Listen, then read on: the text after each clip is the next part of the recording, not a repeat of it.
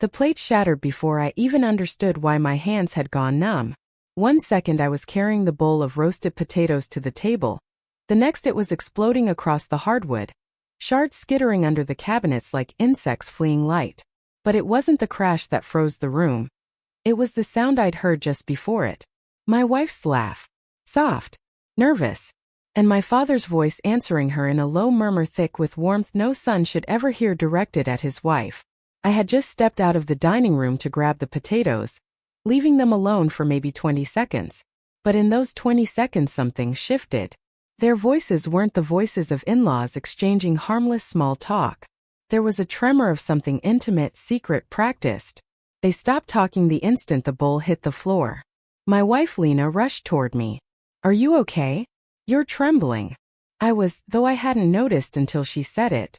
My father stood behind her, hands in his pockets, shoulders too relaxed for the tension that now gnawed the edges of the room. "Just slipped," I muttered, though my voice was scraping gravel. "It's fine." But nothing was fine. Especially not the way they exchanged a glance, tiny, almost imperceptible but real. A glance that carried history, understanding, guilt. My stomach folded in on itself. During dinner, every clink of silverware felt too loud. Every time my father complimented her cooking, she lowered her eyes too quickly.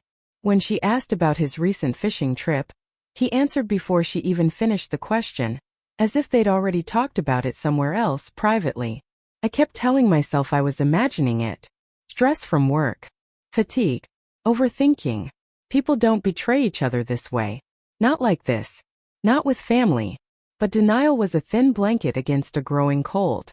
After dessert, Lena went upstairs to get the photo album my father supposedly wanted to see.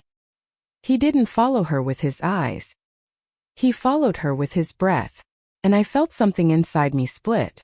I waited until she was out of earshot. "How long?" I asked, the words tearing themselves out of me. My father blinked, the confusion on his face too fast, too polished to be genuine. "How long what? Don't insult me." His jaw shifted. Not quite guilt. Not quite anger. Something murkier. Fear mixed with a desperate need to stay in control. "You're imagining things," he said.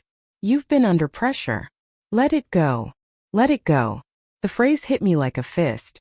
I'd heard him say those exact words to my mother years ago when she confronted him about the late-night phone calls. He denied until the day she left. My pulse hammered. My breath thinned. All the subtle red flags from the past few months flashed in brutal sequence. Lena's sudden insistence on helping him with errands. Their private jokes I was too young to get.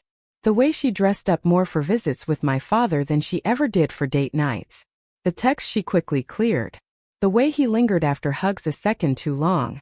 I stood. "I'm asking you one more time." Something in him broke first. Not anger, resignation.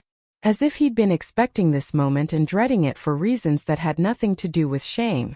"It shouldn't have happened," he murmured. The world went silent. I heard nothing. Not the ticking clock. Not the wind outside. Not even my own heartbeat. Only the echo of his words. My wife's footsteps creaked down the stairs. "Found it," she called cheerfully before seeing my face and his. The album slipped from her fingers, landing with a soft thud that felt louder than the shattered bowl. "No," she whispered. "You didn't tell him." "So it's true," I said.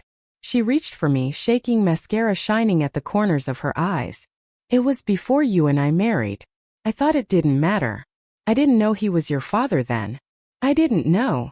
My father closed his eyes. My knees nearly buckled. Before we married. Before she ever introduced herself to me. Before she ever said she loved me.